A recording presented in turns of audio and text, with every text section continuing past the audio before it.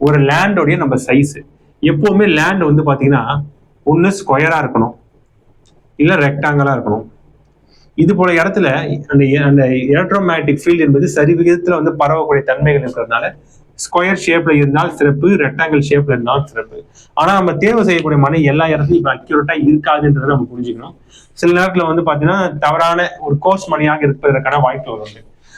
சில நேரத்துல என்ன ஏற்படும், இப்படி இருக்கக்கூடிய ஒரு அமைப்பு இப்படி இதான் வந்து நம்ம டைரக்ஷனை பார்த்துங்க. வடக்கு, தெற்கு, கிழக்கு, மேற்கு, இந்த தென்மேற்குன்னு வச்சுங்களேன். இந்த தென்மேற்கு வளர்ந்த ஒரு பிளாட்டாக இருக்கும். இல்லைன்னா இந்த பகுதி அக்னி மூல வளர்ந்த ஒரு பிளாட்டாக இருக்கும். அப்ப என்ன ஏற்படும், அந்த இடத்துல வந்து வீடு வந்து இடத்த வாங்கிடுவீங்க, ஆனா அந்த வீடு என்பது வேலை என்பது ஆரம்பிக்க முடியாது. இது போல அக்னி மூலை வளர்ந்த பிளாட்டை போய் நீங்க வாங்கிட்டீங்கன்னா அதுல வந்து ஏதாவது பிளாட் வாங்கிட்ட பிறகு ஏதாவது துர்சம்பவங்கள் என்பது ஏற்படக்கூடிய வாய்ப்புகள் இருக்கு. இந்த கன்னி மூலை, இந்த அக்னி மூலை வளர்ந்த பிளாட் எல்லாம் வாங்கும் பட்சத்தில் அதாவது ரொம்ப கவனமாக இருக்கணும். வாயு மூல பிளாட் வாங்கிட்டீங்கன்னா என்ன ஏற்படும், ஏதாவது சட்ட சிக்கல் ஏற்படுவதற்கு வாய்ப்புகள் இருக்கும். இது ஒரு உதாரணம் நான் சொல்லணும்னா, கிட்டத்தட்ட சென்னையில வந்து அம்பத்தூர்ல இருந்து ஒருத்தர் நம்ம தொடர்பு கொண்டு பேசினாரு.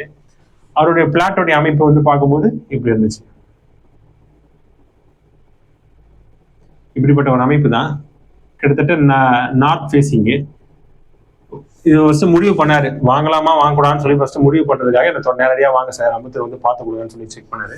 சரி இது வந்து வேண்டாம், வாங்க வேண்டாம், வடமேற்கு வளர்ந்துருக்குது, நீங்க வாங்கி பண்ணீங்கன்னா சில வருடங்களுக்கு முன்னாடி வாங்கி பண்ணீங்கன்னா சட்ட சிக்கல் ஏதாவது வருவதற்கு வாய்ப்புகள் இருக்குன்ற மாதிரி நான் சொல்லியிருந்தேன்.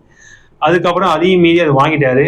அதுக்கப்புறம் என்ன சுச்சுவேஷன் ஏற்பட்டிருக்குன்னா, இவர் சம்பாதிச்சு வாங்கின ஒரு சொத்து தான். ஆனா இதுக்கு பங்குக்காக அவங்களுடைய அக்கா ஒருத்தவங்க இருக்கிறாங்க, இது வந்து எங்களுடைய அப்பா வாங்கினது, எங்க 2 பேருக்கும் நம்ம வந்து இது சரி விதத்துல பங்கு கொடுக்கணும், இந்த இடத்துல வந்து வீட்டு வேலை ஆரம்பிக்கூடாதுன்னு சொல்லி கேஸ் போட்டுக்கிறாங்க. அதுக்கப்புறம் சரிங்களா, எதனால காரணம், இந்த வடமேற்கு வளர்ந்த ஒரு அமைப்பு.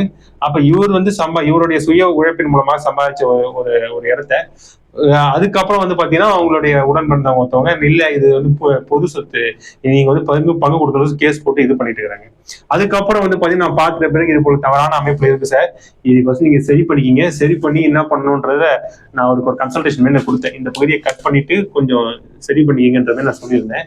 அதுக்கு ஒரு சில ரெமடிஸ் நான் சொல்லியிருந்தேன் அவருக்கு. நான் சொன்ன பிறகு என்ன ஏற்பட்டுச்சுன்னா, அதுக்கப்புறம் அவருக்கு ஒரிஜினல் டாக்குமெண்ட்லாம் கரெக்டா எடுத்து ப்ராப்பரா காட்டி அவருக்கு இந்த சோர்ஸ் ஆஃப் இன்கம் எப்படி வாங்கன்றதெல்லாம் ப்ராப்பரா காட்டி அதுக்கப்புறம் அதுல இருந்து வெளில வரக்கூடிய சுச்சுவேஷன் வந்து கொடுத்துச்சு.